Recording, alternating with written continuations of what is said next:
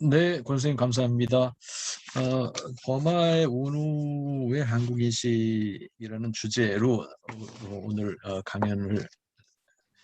강연의 주제를 삼았지만 또 폭넓게 냉전사에 관한 아주 폭넓은 말씀을 해주셨어요. 그래서 질문이 있으신 분들은 아마 오늘 권선생님 말씀하신 것과 관련한 전반적인 질문을 해도 괜찮을 것 같습니다. 그래서 혹시 있으신 분은 채팅창에 좀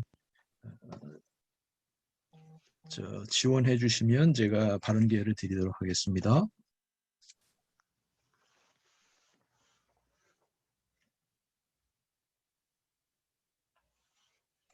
제가 질문을 채팅 예, 성호에 대학에 계시는 예. 박은호 선생님, 예. 예. 질문하실 때는 화면을 좀 켜주시면 더 좋을 것 예. 같습니다. 예, 바로 감사합니다. 선생님들 뭐 준비하실 동안 제가 질문을 드리겠습니다. 성황예대 그 정치학과의 박은환 교수입니다. 네. 만나 뵙게 돼서 반가웠고, 저는 개인적으로는 극장국가, 그 정병원 선생님하고 같이 쓰신 공책 아주 흥미롭게 읽어서 교재로도 이렇게 활용하고 있습니다. 학생들하고 네, 같이. 감사합니다. 우선 사실은 운우 얘기를 좀, 운우에 대한 좀 sick description이 있을까 하고 좀 기대를 했는데 아마 시간 제한도 있고 그래서 조금 그게 좀 아쉽네요. 다음 기회를 좀 기대를 해보겠습니다. 그래서 어쨌든 운우가 그 한국 전쟁에 대해서 뭐 국제전과 내전이라는 이중적 성격으로 봤다는 측면을 좀 강조하신 것 같은데, 그러면서 반둥에 참여, 반둥을 많이 얘기하신 것 같아요.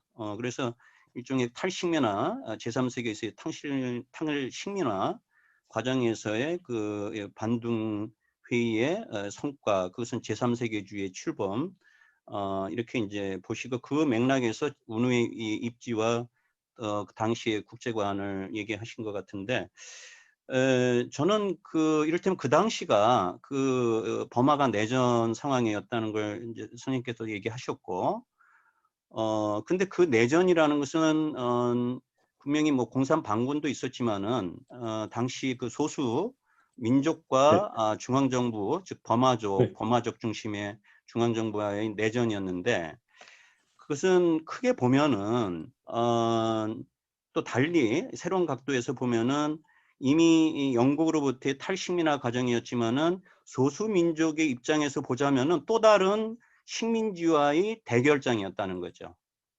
또 다른 내부 식민지와의 어떤 대결장이었는데, 과연 그 운우의 당시 반동행위에 참가한 운우의 어떤 시각에 그러한 또 다른 식민주의의 어떤 중심에 서 있는 스스로에 대한 정체성, 이런 거를 과연 갖고 있었을까?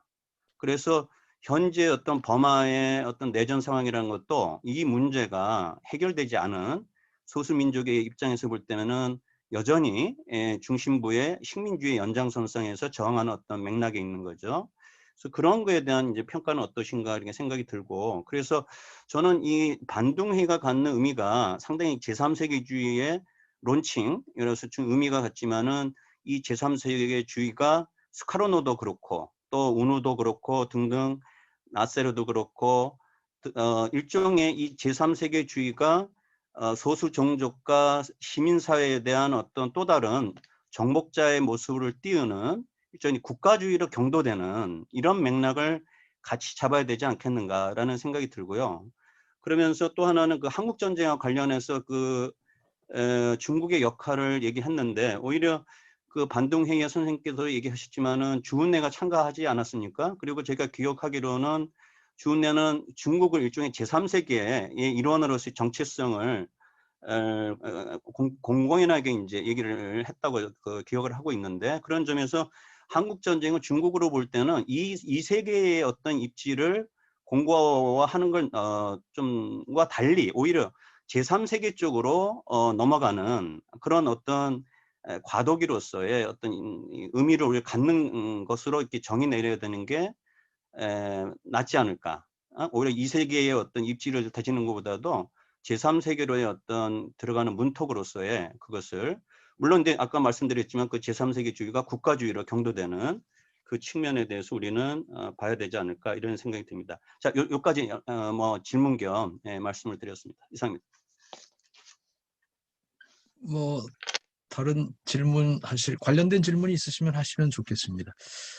아니, 저도 뭐 박노 선생님 그 토론하면서 좀 생각나는 게 사실은 운우가 한 50년대 동안에는 그 내윈과 연합정권을 형성해서 국내적으로 강력한 지도력을 가지지 못한 한계가 또 있을 수 있고요. 그리고 62년에 이제 내윈이 쿠데타를 일으켰거든요. 그래서 그 뒤로 큰 역할을 하지 못하는 한계 이런 것도 좀 있겠다 싶고요. 그래서 대외적인 어떤 정책에서 지금 선생님께서 말씀하신 것 같은 인식을 계속 가지고 있었다 할지라도 그거를 실질적 정책으로 추진하기에는 좀 제약이 있지 않았을까 하는 이런 생각이 좀 듭니다. 그다음에 제가 드리고 싶은 질문 하나는 뭐냐면 그때 당시에 이제 46년 말부터 제1차 인도차나 전쟁이 시작돼서 54년 5월까지 가는데 그러면은 그 당시는 뭐 운우가 상당히 국내적으로도 지도력이 강했을 때라고 볼 수 있는데 거기에 대해서는 어떤 인식을 갖고 있는지 조금만 더 자세하게 말씀해 주실 수 있겠습니까? 그 베트남 제1차 인도차 전쟁 기간 동안에 이제 프랑스가 1949년에 일종의 그 뭐 괴뢰 정보와 같은 베트남국이라고 하는 거를 설립하게끔 만들었잖아요. 그러면은 실질적으로 베트남 내에는 베트남 민주공화국이라고 하는 것이 1945년 9월에 설립됐고 1949년에는 프랑스의 후원하에 일종의 괴뢰 정부와 같은 것이 설립이 됐는데 그러니까 베트남 땅 내에는 두 개의 국가가 선포되어 있는 상태였단 말이죠. 그렇다면은 뭐 운우와 같은 그 동남아시아의 지도자들의 인식은 어땠을까?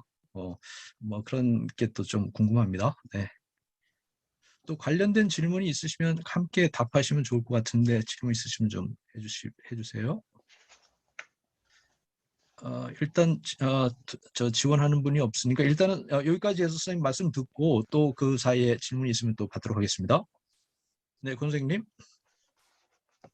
네, 좋은 질문 감사합니다. 예, 다 적절한 지적이신데요. 저는 약간 아까 제가 그 미술의 포그라운드, 백그라운드 잠깐 말씀드렸는데 그러면서 슬쩍 지나가면서 제가 뭐 인상파, 인상주의 그리고 이제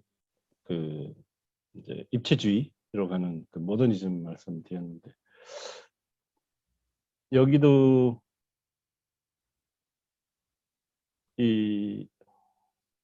뭐라 그럴까요?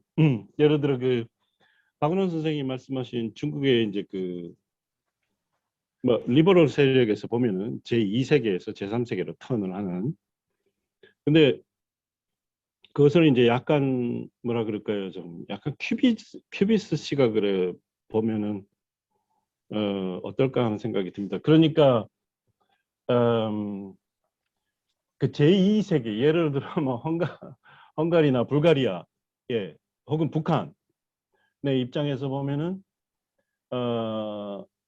이것이 중국이 제2세계에서 제3세계로 턴을 하는 것이 아니고 제2세계의 지각 변동이 일어나는 현상이 될 수도 있고. 근데 중국의 입장에서는 그 제2세계 안에서 지각 변동을 제3세계와 연결하면서 새로운 세계를 제2세계의 지각 변동과 연결하는 것이 그러니까 제3세계 입장에서 보면은 중국이 이때까지 좀 조금 좀 떨어져 있다가 다시 이제 제3세계 혁명 세력으로 이제 그 지도자급으로 이제 등장하는 그래서 반가운 사람도 있고 좀 두려운 사람. 운우는 상당히 두려워했던 것 같습니다. 왜냐하면은 중국이 그 반등 회의에 참여를 하면서 아까 마지막에 보여드린 그 지도 미국의 입장에서 중국이 그 인도양으로 오는 그 거점이 이제 버마이기 때문에 이 굉장히 지정학적으로 조금 이제 핫해지는 그런 의미에서 그러니까 중국이 제2세계의 소위 말하는 중요 플레이어가 그 중요 플레이를 제3세계 중요 플레이로 그 번역을 하는 과정을 굉장히 좀 위태롭게 봤던 사람이 있고, 수카르노는 거기에 굉장히 지지를 하면서 따라갔죠. 그러니까 그런 의미에서 안으로 지도 세력에서 굉장히 그 문화에도 잘 없는, 말하지 못하는 그런 알력이 있었던 것 같습니다. 근데 누가 옳았는지는 잘 모르겠어요. 어쨌든 저는 반동 회의에서 그 스카르노가 중국이 반동회의에 참여를 하고, 그 다음에 그것이 사실이든지 아니든지 미국의 시각에서 수카르노가 중국과 얼라이언스를 형성한다는 것이 수카르노의 시각이 굉장히 중요했다고 이제 그 인도네시아 연구자들이 이해를 한다면은,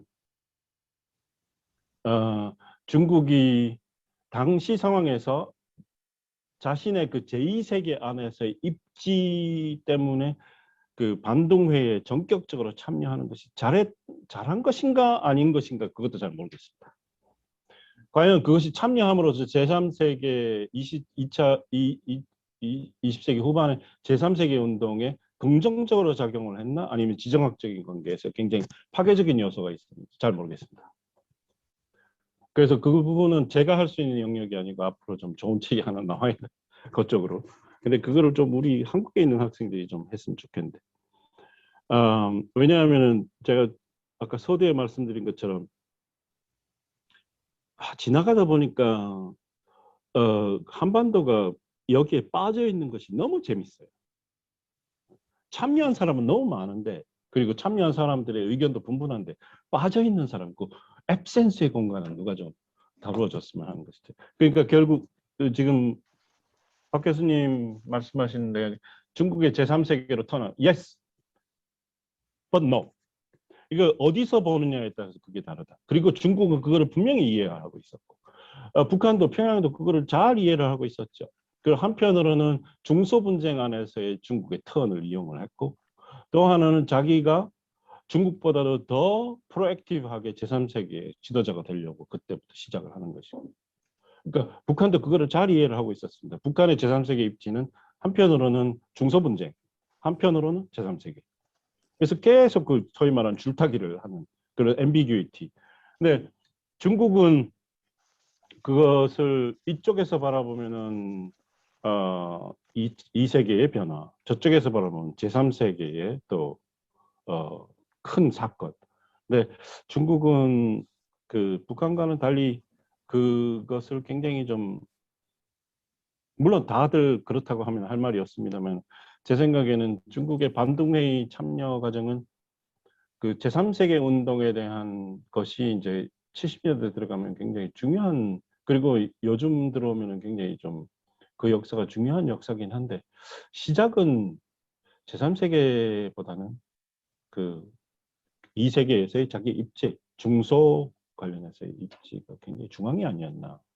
그리고 그 번역을 하는 과정에서 그래서 이제 제2세계에서 제3세계 그 포스콜로니얼, 소위 말하면 그 포스콜로니얼 가는 과정, 그것에 조금 정리되지 않은 부분이 좀 있지 않은가, 하는 생각이 듭니다. 그거는 이제 중국 연구하는 분들이. 근데 그 인도네시아 자료에도 조금씩 그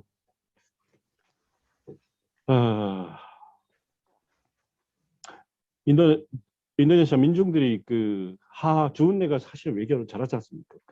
저희 외교는 너무 그리고 유하시고. 근데 존라이를 그 어떤 티어터에서 그 중앙으로 하는 거는 인도네시아 정부 내부에서 수카르노의 그 입김이 있었던 것 같고요. 그 과정에서 그 존라이가 거기에 이제 반동회의에 그래서 완전 슈퍼스타로 등장하는 거에 대해서 그 동아시아의 여러 운으로 포함해서 여러 지도자들은 굉장히 좀 위기의식을 느낀, 위화감을 넘어서서 약간 위기의식을 느끼는, 그런 거는 있었다고 생각합니다. 그리고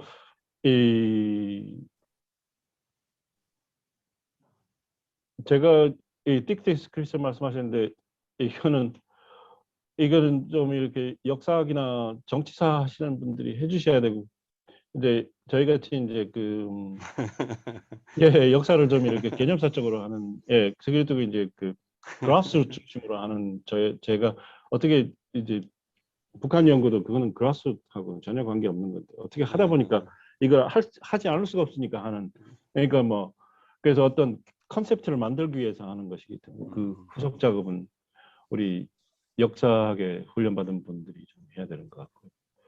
근데 분명히 가능합니다. 가능하고. 근데 아카이브 쪽으로는 그렇게 많은데, 만약 여기서 어떤 멀티 아카이브 해가지고 하나 작품이 나오면 바로 하버드 대학에 초청받아서 거기 패컬티로 갈 겁니다. 그러니까 우리 학생들 조금 신경 쓰시고. 이 소수민족, 네, 이 운우가 아주 지독한 불교도인이었거든요. 거의 승려하고 비슷했죠, 승려. 네. 근데 저는 바이오그래피는 참 아름다운 부분이 많아요. 그렇지만 이제 그 안에서 뭐 우리 한반도도 사실 종교사로 들어간 냉전사 이렇게 들어가면 상당히 재밌는데, 거기도 이제 식민주의 역사에서 발생하는 소수민족 컴 종교 갈등이 있을 수밖에 없죠. 특히 카렌족 들어가면. 근데 근데 저는 하나 말씀드리는 게, 이것이 조금 이게 좀 센 얘기 같은지는 모르겠습니다만은, 저는 냉전 강대국 정치 그리고 편 갈지 말자, 줄 서지 말자 그랬는데, 얼라이먼트, 넌 얼라이먼트를 제가 생각하다가 되니까 줄 서지 말기 뭐 이런 식으로 하면. 근데 북한은 그거 상대적으로 거기서 번역을 잘합니다. 블록 불가담 운동. 우리는 비동맹 운동이라고 이렇게 잘못 번역을 하는데, 저쪽은 확실하게 블록 불가담 운동. 네. 그래서 줄 서지 말기 이렇게 번역을 하는데, 북한이 어떤 때는 그런 번역에서는 훨씬 더 정확한 것 같아요. 근데 그런 과정에서 줄 서지 말자 그래도 전부 줄 서고 있으니까, 그러니까 남북한은 줄 서기를 너무 잘하는 모범생이라서 초청을 안 했는데, 한 60년 들어가면 전부 줄 서기 하고 있으니까 결국은 뭐 거기서 무슨 스피릿이 남겠습니까? 그러나 그럼에도 불구하고 이 국제적인 환경 요인보다는 저는 이 식민지 역사에서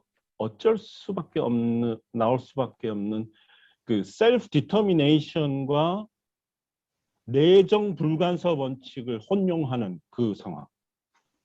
셀프 디터미네이션, 우리를 동등한 사람으로 인정해달라 하는 것과 내정에 간섭하지 마라 하는 것은 전혀 다른 얘기인데, 셀프 디터미네이션이 내정 불간섭 원칙으로 번역되는 것은 제3세계 운동의 굉장히 큰 암적 요소가 아니었나 생각합니다. 그거는 그건 소수민족 문제죠. 그러니까 여기에서 선생님 말씀하시는, 근데 그거는 디콜로나이제이션 과정 전반에서 그 자체 내에서 일어났다. 아까 제가 문화적 실천으로서의 전통 의상이 있는 거, 그 전통 의상이 버마 전통 의상입니까? 그렇죠. 버마에 있는 한 민족의 의상인데, 그것이 여기에 서버린한 전통 의상이 되고, 거기에서 다양성, 그러니까 밖으로는 다양성을 인정해, 플루럴, 우리의 인정해달라. 안으로는 다양성을 인정하면서 인정하지 않는. 그러면서 내정 불간섭 원칙을 셀프 디터미네이션과 혼용한 상황이 제3세계 운동의 가장 진짜 대장암 정도, 밖으로의 줄서기는 조금 이렇게 독감 정도? 저는 시작이 잘못됐다고 생각합니다. 근데 거기서 우누가 어느 만큼 책임이 있었느냐? 왜냐하면 선생님 말씀하신 대로 소수민족. 예. 하지만 우누는 또다시 큐비즘으로 들어가면, 하나는 아웅산의 가장 화려한 원칙, 다민족 국가, 페더럴리즘. 네. 그러니까 그때 관심은 하나는 페더럴리즘이고 하나는 뉴트럴리즘이었지 않습니까? 바깥으로는 뉴트럴리즘이고 안으로는 페더럴리즘인데 아웅산은 약속을 했죠. 우누도 거기에 저는 원칙적으로는 원칙주의자였다고 생각합니다. 근데 현실 정치에서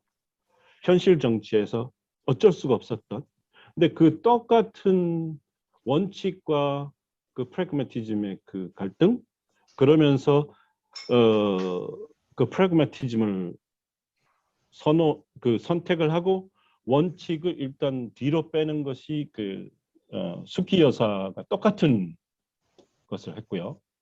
그러면서 그것이 오히려 그 실각의 가장 큰 원인을 제공한 것이 아닙니다. 글쎄요, 저는 뭐 미얀마 정치 전공자는 아니기 때문에, 그리고 제가 관심 있는 것이 미얀마 정치사가 아니기 때문에, 저는 동남아 지역 연구자로서 미얀마에 관심 있는 것이 아니고 동남아와 동북아 혹은 이 연결선상에서 미얀마에 관심이 있는 부분이라서 그 영역에 깊게 들어갈 수는 없지만, 제가 이해하는 바로는 그 원칙과 실용, 그 문제에서 이 사람도 계속 고민을 했고, 근데 선생님 말씀대로 그 외교 전선 뉴트럴리즘에도 원칙과 실용 겸비를 했는데, 글쎄요, 결론적으로 가면은 한편으로는 그런 거 있는 것 같습니다. 제3세계 운동 전반에 걸쳐서 그렇지만 과연 밖으로의 뉴트럴리즘이 가능했던가, 그 상황에서. 아무리 노력을 해도 그게 사실 과연 가능한 것인가. 아주 큰 세력, 그러니까 제2세계와 제3세계에 양다리 걸치기 하고 있었던 중국 같으면 가능할지 모르지만 북한도 그게 가능했던가 하는 그런, 그러니까 좀 큰 의미에서의 그 실용, 예. 그것도 저는 우누의 바이오그래피 그것도 알고 있었던 것 같아요. 그 내용. 예. 그러니까 그 unpragmatic aspect of pragmatism이라 그럴까요? 예. 그리고 하나의 그 불교도로서 그 프린시플, 원칙을 그래도 지키면서 그거를 어떤 레거시로서, 예, 그 유산으로서 남기는, 그것도 상당히 고민을 했었던 것 같습니다. 그러니까 페더럴리즘 같은 경우. 그래서 우누가 얘기하는 미얀마의 내전 상황으로서 미얀마 보면은 소수민족 얘기를 거의 안 합니다. 마오이스트 얘기하고, 예, 구민땅 얘기합니다. 니네들이 왜 여기 와가지고 마오이즘하고 구민땅을 우리한테 와가지고 하느냐 하는 그 얘기를 중심으로. 트로츠키주의자들 가끔 얘기하고, 근데 중심이 마오이즘하고 그 구민땅 얘기, 소수민족 얘기를 거의 안 합니다. 현실은 안 그랬는데. 근데 오히려 군부 내윈 쪽에서는 그때 전쟁하면 소수민족 그런 편차는 좀 있었던 것 같습니다. 근데 그거를 어떻게 이해해야 될지는 저는 좀 수렴을 못하겠습니다. 네. 그리고 그 마지막 말씀하시는 1차 인도차이나 전쟁, 예, 그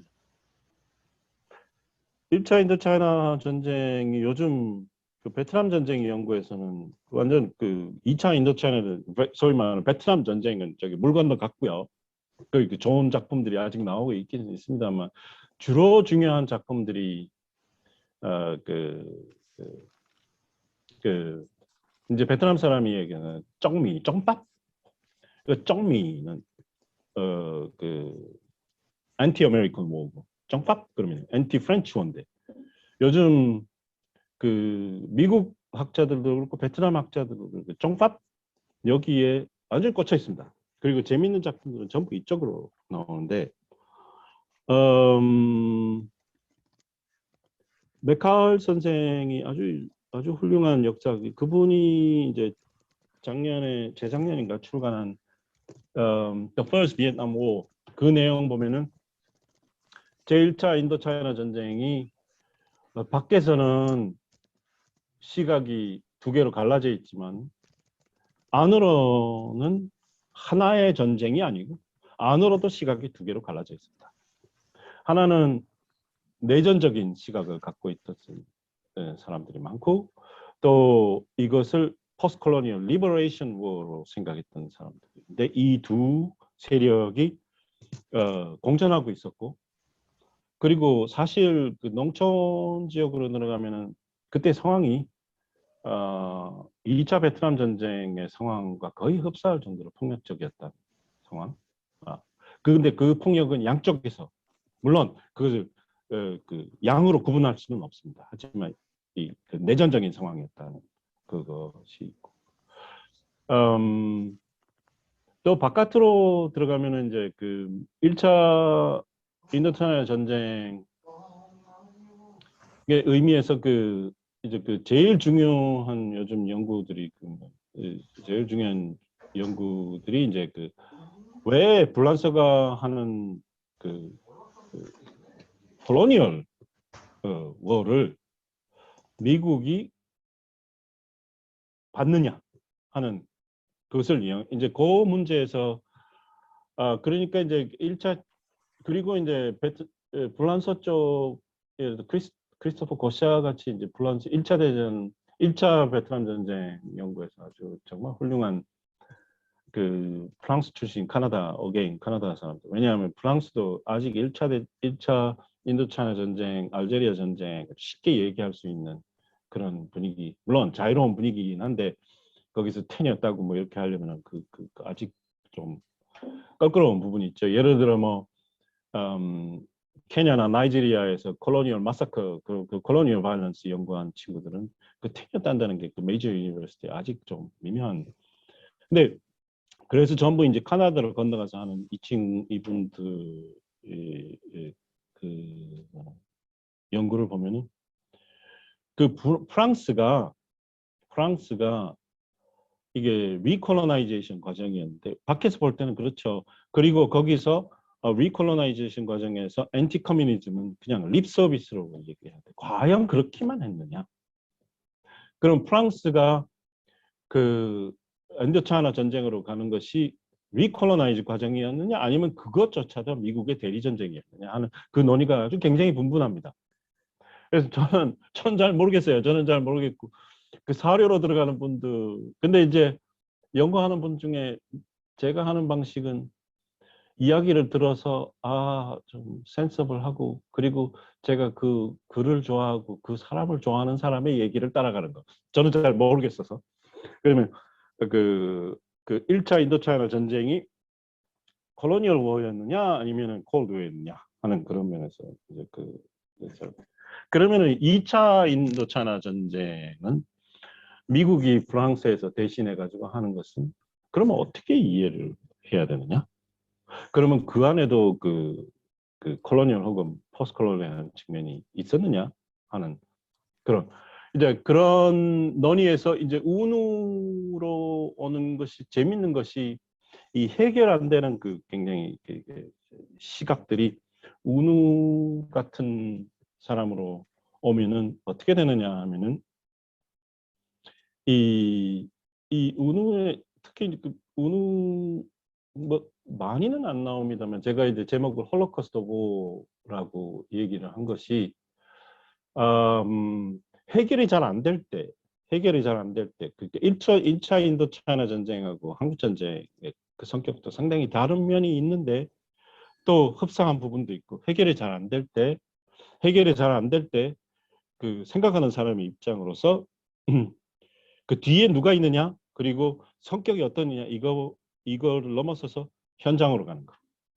얼마만큼 많은 사람들이 죽느냐, 얼마만큼 많은 그 농촌 공동체가 파괴되느냐, 그걸 통해 가지고 이제 막 일어나려고 하는 그 political community의 그 스피릿이 완전히 험악해지느냐 하는 그런 좀 내려가는 것. 그래서 이제 그러면서 또 하나 이제 실천을, 물론 그래서 이제 홀로코스트라고 얘기하는 것이 재밌어요. 제가 아까 말씀드릴 때 앙글로폰이기 때문에 그 언어를 사용하는 데 있어서 예를 들어 인도에서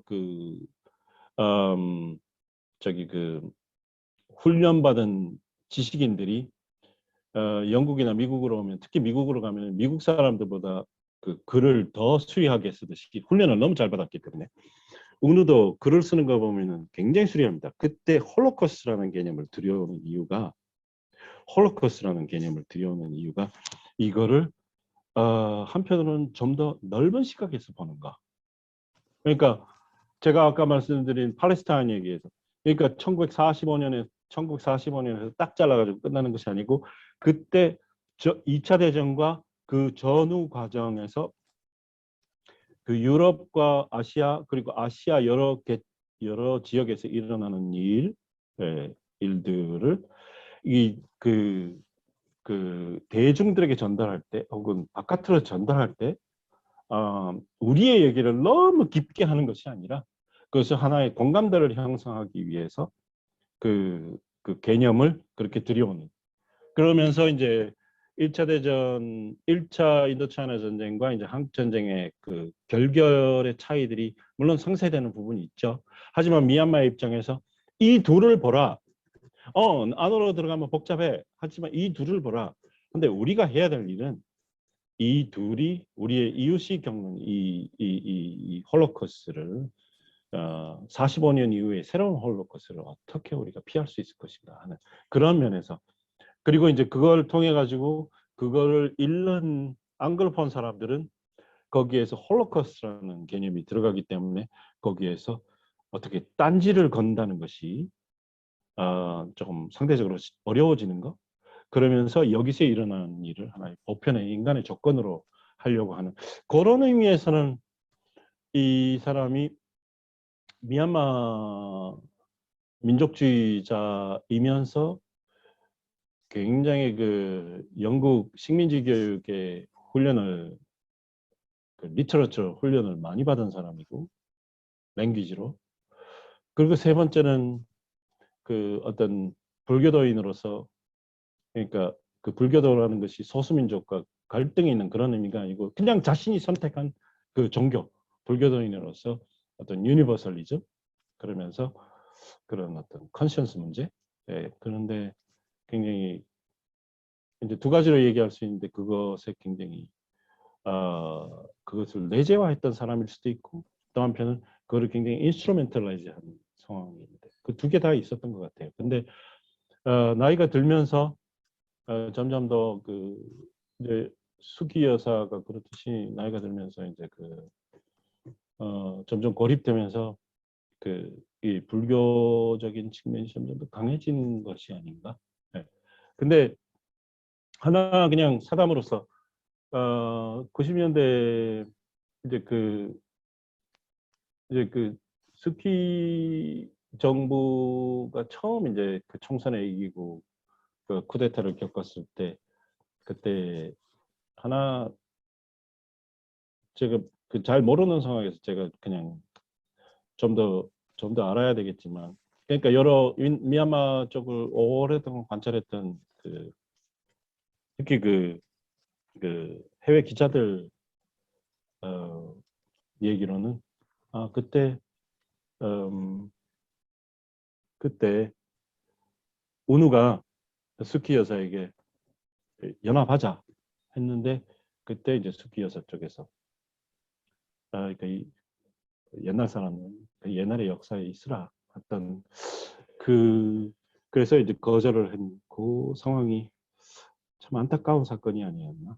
네, 왜냐하면은 운우 시대의 현상들이 옛날 얘기가 아니고 굉장히 컨템포러리 히스토리적인 면이 많기 때문에 그때 조금 다시 들어와서 스키 여사와 옛날에 아웅산과 운우가 같이 했듯이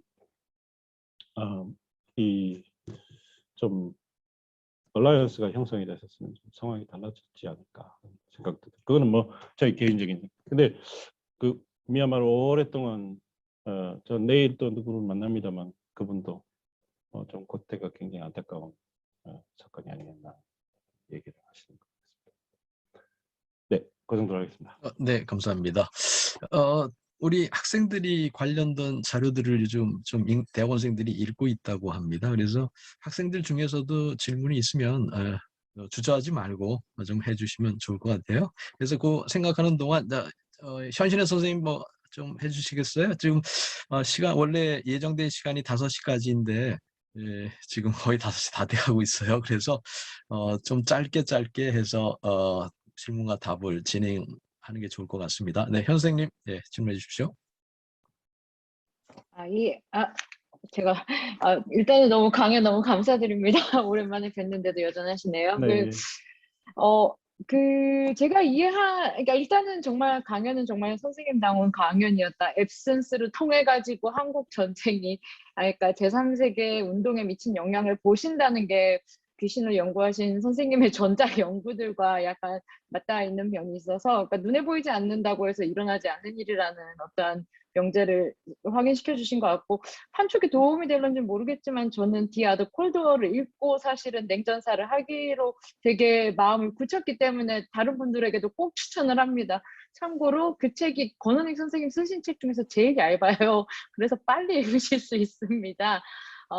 그리고 이제 제가 선생님 강연을 들으면서 사실은 반동회의를 이제 뭐 동남아시아 이렇게 개론 같은 걸 가르칠 때 반동회의를 넣느냐 말느냐에 관한 문제를 굉장히 많이 생각하게 되거든요. 그러니까 반동회의가 갖고 있는 의미가 무엇일까? 그러니까 반동회의를 과연 탈식민화의 과정으로 봐야 할 것인가? 아니면 냉전으로 완전히 진입하는 단계의 과정으로 보아야 할 것인가? 왜냐하면은 보통 이제 저 같은 경우에는 정치사를 전공을 했기 때문에 1954년에 시토가 나왔던 마닐라 회의를 보게 되고, 그로 인해서 이제 미국이 완전히 중립주의는 공산주의와 다름없다라는 거를 네. 이제 본받기 위해서 사실은 1954년에 그런 일을 했기 때문에, 그건 반동회의를 완전히 의식해서 했었던 일이었기 때문에 반동회의가 갖고 있었던 의미에 관해서 다시 한번 이 강연을 들으면서 좀 생각을 해봤는데요. 좀 크게 보자면은 반동회의가 갖고 있었던 거는 어떻게 보면은 탈식민화의 공포가 가장 잘 드러난 회의가 아니었나라고 저는 생각을 합니다. 기본적으로 이제 그러니까 왜 우리가 냉전의 피해자가 될 거라는 걸 미리 생각했을까요? 그러니까 이 지도자들은 우리가 줄 안 서야 냉전 강대국 간에 이렇게 싸움에 말려들지 않을 거고, 뭐 고래 싸움에 새우등 치지 않는 것처럼 이제 그러니까 그 사람들이 갖고 있었던 탈식민화의 공포는 사실은 식민주의 시기의 경험에서 비롯된, 그러니까 이미 습득된 공포라는 거죠. 그것이 어떻게 보면은 이제 그러니까 우리는 이제 이런 회의를 해서, 그러니까 우리는 줄 서지 않겠어. 그렇게 함으로써 우리를 방어하겠어라고 하는 건데, 사실은 그거는 말 그대로 공포. 그러니까 내가 정말 겁먹고 있어라는 걸 보여주는 것이죠. 그리고 넓게 보자면은 1923년, 20년대, 1930년대 약간 공황기에 성황을 이뤘던 일종의 아시아 민족주의, 반식민 민족주의자들이, 그때 성장했었던 반식민 민족주의자들이 어떻게 보면 반동회의를 기점으로 이제 그러니까 몰락의 길을 걸어가는, 어떻게 보면은 그러니까 전통적인 반식민 민족주의의 몰락이 사실은 반동회의를 기점으로 시작되었다라고 볼 수 있죠. 그것을 가장 대표적으로 볼 수 있는 거는 아무래도 이제 뭐 우누라든지 스카르노도 1965년에 이제 없어지죠. 없어진다고 말하기는 좀 그렇지만 아무튼 이제 사라지게 되죠. 그리고 이제 우리가 생각도 해봐야 되는 게 시하노, 그리고 뭐 네루, 이런 지도자들이 대부분의 아이디어가 굉장히 20, 30년대에 성행했었던, 맞습니다. 어떻게 보면 반식민의 주의에서 정체성을 찾았던 민족주의자들이, 우리는 이제 그러니까 타자에서 의해서 생성된 민족주의적 정체성을 갖고 계속 민족주의 운동을 해나가는 거는 한계가 왔다라는 걸 보여준 게 사실은 1955년에 반동회의의 의미가 아니었나. 그렇기 때문에 사실은 어떻게 보면은 운우의 입장에서, 그리고 동남아시아라는 전반적인 큰 입장에서는 1930년대 민족주의자 운동의 멸망입니다. 어떻게 운우가 우리가 계속 생각을 하지만 운우는 내윈과 동지였고 아웅산과 동지였어요. 1930년대 도바마 아시아유온 탈킨 출신들의 이 동지들이 꿈이 사실은 그때 마양한 거죠. 근데 내인이 살아남은 거고요. 그렇게 본다면은 반동회의에 중국이 들어가서 외친 건 하나잖아요. Peaceful coexistence. 그래서 평화적 공존을 얘기했지만 그 말은 결국 저기 줄을 안 서야 우리가 같이 설 수 있다라는 말인데, 중국이 들어감으로써 사실은 반동웨이는 미국이 두려워했었던 그리고 소련이 두려워했었던 인종주의적 색깔이 있게 되겠다는 네. 거죠. 네. 그러니까 그 부분에 있어서 그러니까 아시아적 정체성이 어떻게 보면 일본의 꿈이었던 아시아인을 위한 아시아가 맞아요. 이 제3세계 운동이라는 혹은 반동회의라는 것으로 이제 구체적으로 이제 비주얼라이제이션이 되면서 그것이 어떻게 보면은 인종주의, 그러니까 공산주의가 인종주의화 된 거고요. Racialization of the communism 이게 진행이 된 과정이고 그렇기 때문에 어떻게 보면 우리가 다 생각했었던 망할 수밖에 없었다라는 그런 길을 걸을 수밖에 없. 그러니까 적이 된 거죠. 그래서 그런 의미가 있다고 생각을 하는데요. 이제 그냥 짧게 뭐 질문은 답하셔도 되고 안 하셔도 되는데 그렇다면 한국이 이러한 의미를 갖고 있는 반동회의에 참가하지 않음으로써 얻은 이익이 무엇이냐는 거예요. 아까 말씀하신 것처럼 제3세계의 이제 운동에 한국의 불참이 어떻게 보면은 리버럴 월드가 아니라 프리 월드라는 자유진영을 강화시키는 데 도움이 됐다면 그러면 한국이 과연 이 반동회의에 참석하지 않음으로써 얻은 이득은 무엇인가라는 걸 이야기해야 우리가 냉전 학회에서 이제 한국 중심으로 바라본 이제 굉장히 입체화된 지리적 대결 이념 전쟁 구도보다는 아시아적 말씀하셨던 이제 보이지 않는다고 보이지 않는 전쟁, 없는 전쟁은 아닌 것 그런 것들이 이제 설명이 되지 않을까 생각이 듭니다. 감사합니다. 훌륭합니다. 네, 선생님. 진짜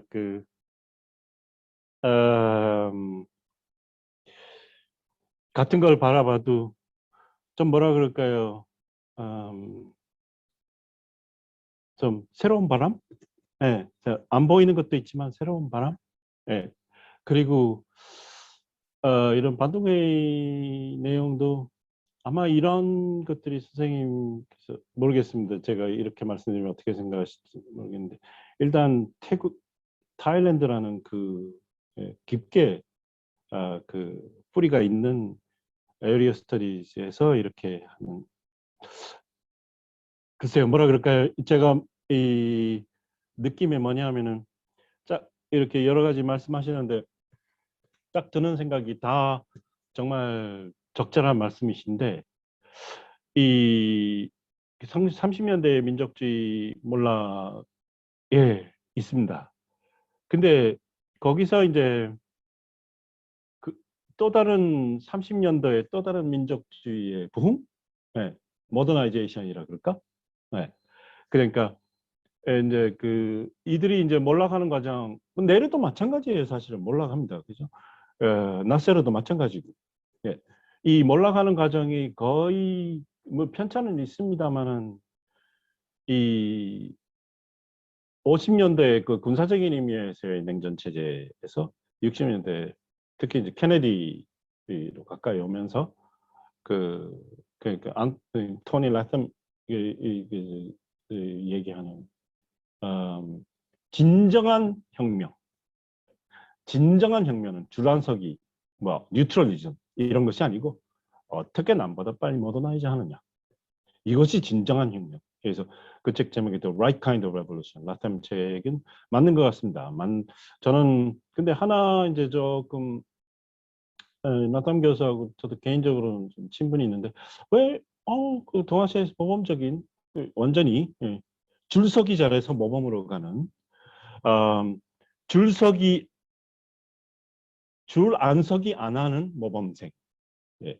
그러니까 중립주의라는 것이 완전 서버시브해지는 공산주의와 근데 러시아가 보기에는 상당히 안 그랬지만 미국이 볼 때는 중립주의를 그것이 이제 50년대의 영향인 것 같습니다. 그러니까 중립이라는 것이 어디서 중립?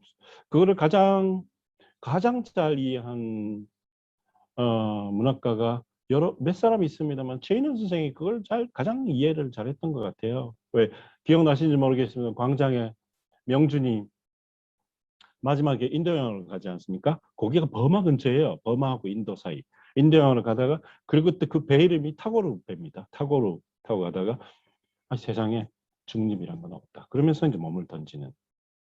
그러니까 그 중립이라는 것이 공산주의와 이제 반공주의의 그 사이 혹은 두 세계의 사이인데 그 사이라는 것을 그 중립이라는 그 언어조차도 저쪽에 소속돼 버리는 그것을 가장 잘 이해한 문학가 중에 한 사람이 저는 체인원이라고 생각하고 타고르도 그거를 너무 잘 이해해서 타고르하고 그 명준을 또 연결한 것도 아주 백미였고 근데 그런 의미에서 우리의 그 literary knowledge 혹은 그 intellectual history에 선생님이 말씀하시는 중립주의 이퀄 공산주의 그것이 한국전쟁의 현실이었죠.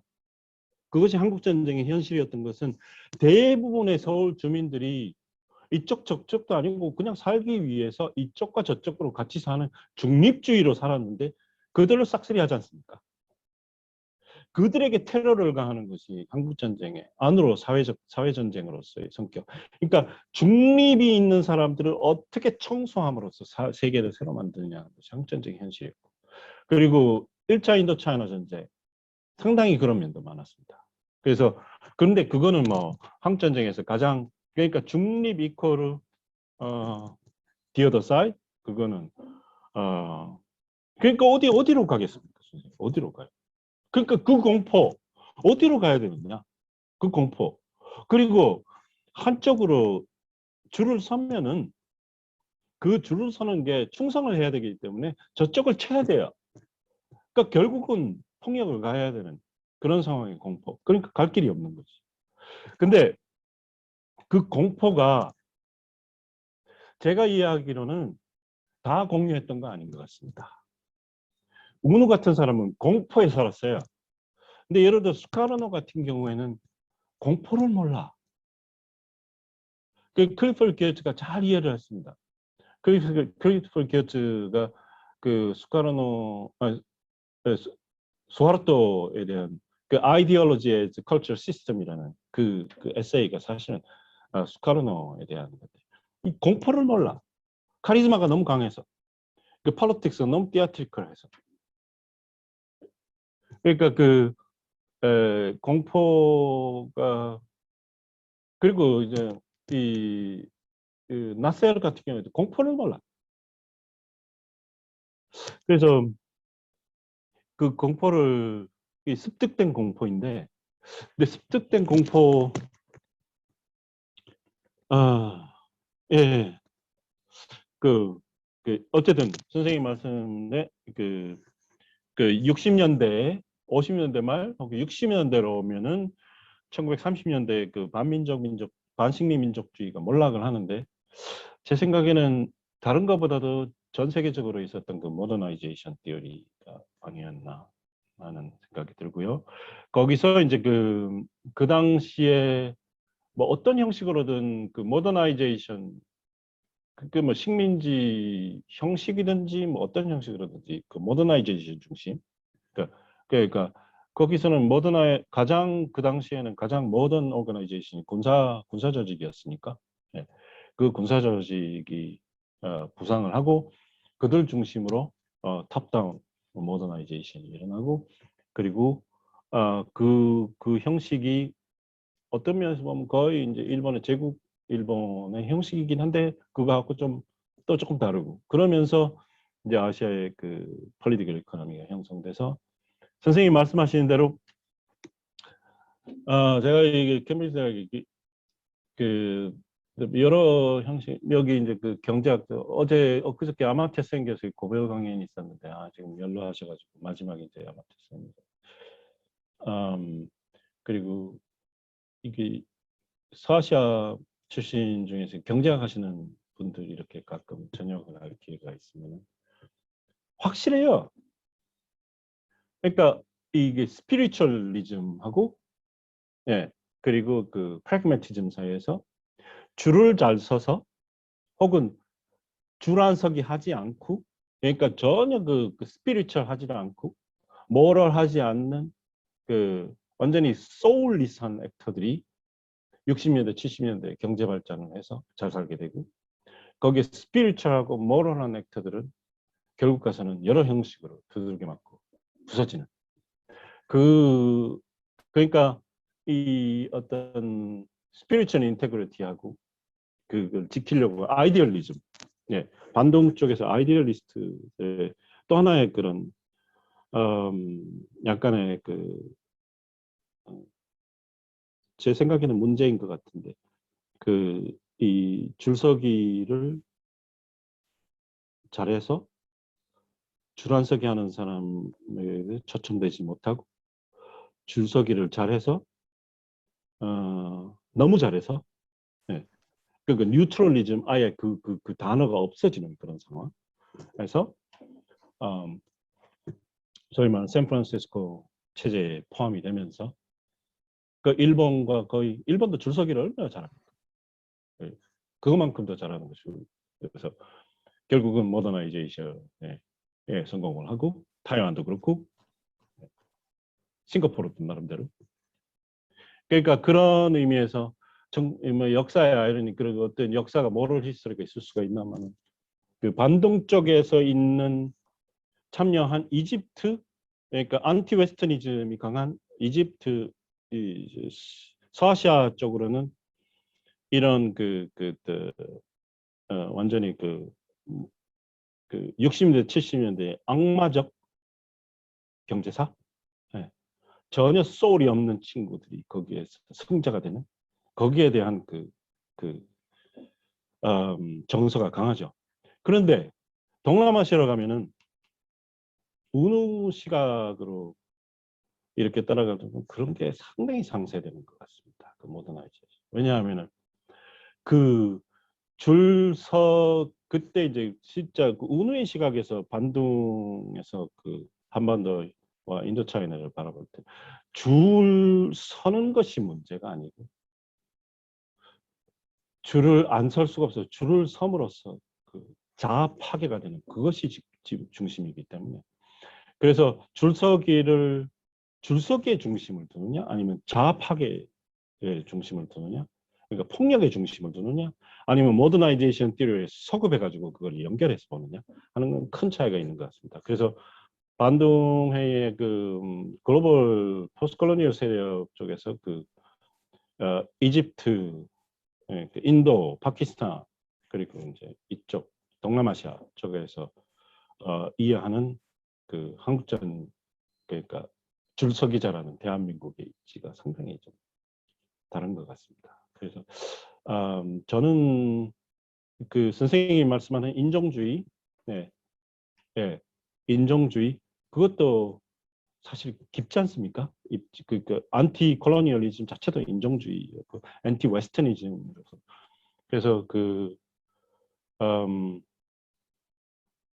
그런 문제에서 동남아시아의 일부 생각하는 지도자들이 아까 박은홍 선생님 말씀대로 내적인 그런 문제에도 불구하고 한반도 상황을 그러니까 한국이 그러니까 남북한이 참여 못하는 한반도의 상황을